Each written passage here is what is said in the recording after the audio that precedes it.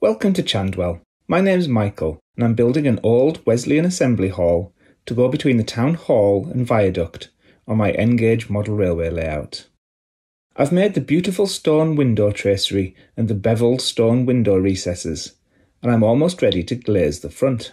In this episode, I will show how I made this from an incredible 23 separate hand-cut layers. Join me then for layers and layers, making elegant stone windows.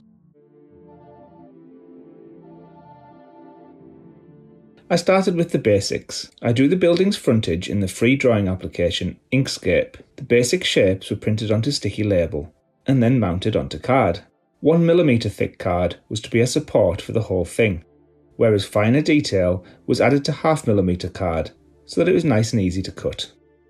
I cut curves by hand using the 10A blade on my Swan Morton scalpel. I use very light strokes, so it takes me quite a few passes to get through the card. Light strokes make it easy to follow the lines, and they don't blunt the blades very much. I bought 100 of these blades 28 months ago, and I still have 71 left. I use the bigger knife with 18mm snap-off blades for the basic cuts along straight lines. I still use light strokes though, and take several passes to get through the card. The tracery is stuck to 0.5mm card, as I don't want it to appear too thick. The narrowest elements of the tracery are lines only 1mm wide. Printing the element in grey helps my eyes see the cut lines. I use the scalpel for all of this detailed work. I cut the horizontal and vertical lines first. I take care not to go right into the corners. This helps prevent accidentally slicing through the parts I want to keep.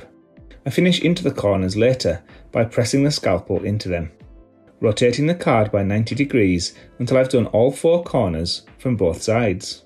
The part then just falls out. Despite taking great care, I still get the occasional fluffy bit, so I just chop this off. The parts with curved edges are done in a similar way. I cut the horizontal bits first, and then just poke the blade into the card in multiple stabbing motions.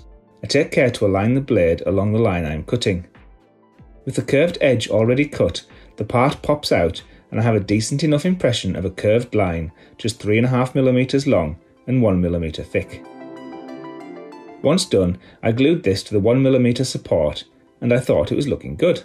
I could have left it like this, but a closer inspection of the real thing shows an elegantly beveled finish to the tracery. These lines are only 1mm wide. How on earth was I going to reproduce that look?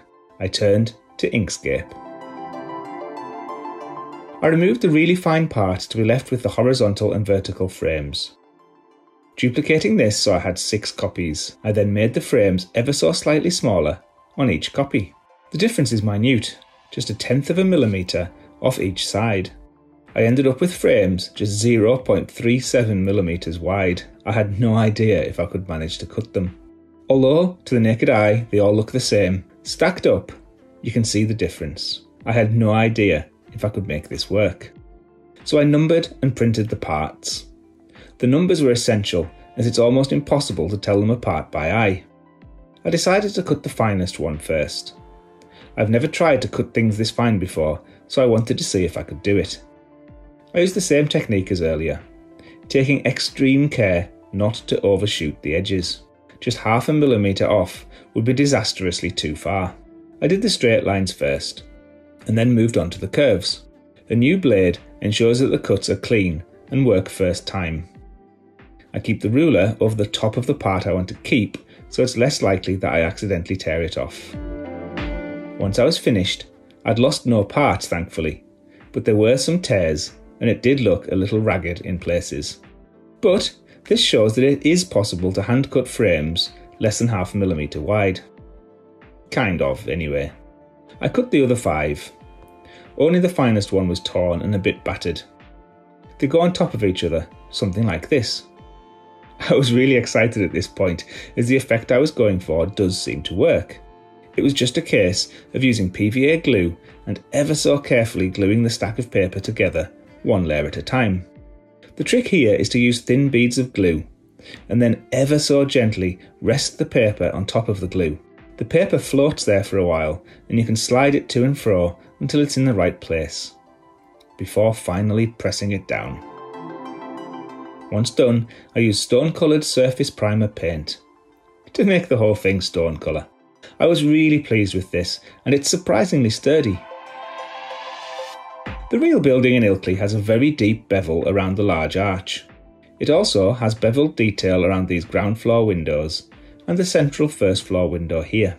Could I use the same technique for these? I wanted the bevel to be about a scale foot deep. That's 2mm in N scale. I used a pair of calipers to see how many sheets of paper would make up 2mm. So I'm going to have to make the building's frontage out of 15 further sheets of paper. The main arch, therefore, has to get from this size to this size in 15 steps. That's a 1.63mm difference. Divide by 15 and the rate of change is 0.11mm per step. I didn't want the small windows to be as deeply bevelled, so I decided to make them only 7 layers deep. Measuring the size differences, these would change at a rate of 0.18 and 0.15mm per step. Once again, the difference is almost imperceptible. Let's get cutting. Layer 1 was easy to cut as it had giant holes for the more detailed windows that will come later. It dropped onto the frontage the same way as before. After 2 layers, it was almost impossible to see what I had done. It was easier to see where I'd not quite got things right rather than anything else. I wondered if I should continue. Once layer 4 was on, it was still not really very clear if I was wasting my time or not. Layer 8 went on, and now I started to notice that the bevel was visible. Layer 9 introduced the window frames. I continued to cut. By layer 14, I was getting through the layers quite quickly. All the horizontals one way, rotate, horizontals the other way. I always cut from the outside of each opening. Rotate, all the verticals one way, rotate, and then the other way. Curved doorway top, curved arch, trim. Almost 6 minutes of cutting. Apply glue, drop into place. Done. 7 minutes and 33 seconds. At last, facial layer 15 is dropped on top of the 25 layers already in place. Oh wow! It's subtle, but to the naked eye, very, very effective. Time to paint it. As we watch me applying paint, do I think this was worth it? It took almost 4 hours to cut and stick all this, plus the couple of hours in Inkscape getting it all drawn.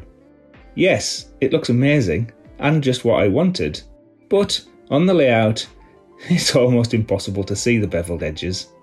I would probably have just got away with cutting holes in thick card. But before anyone mentions cutting machines, I love cutting by hand. An hour spent with scalpel in hand is one of my favourite ways to unwind.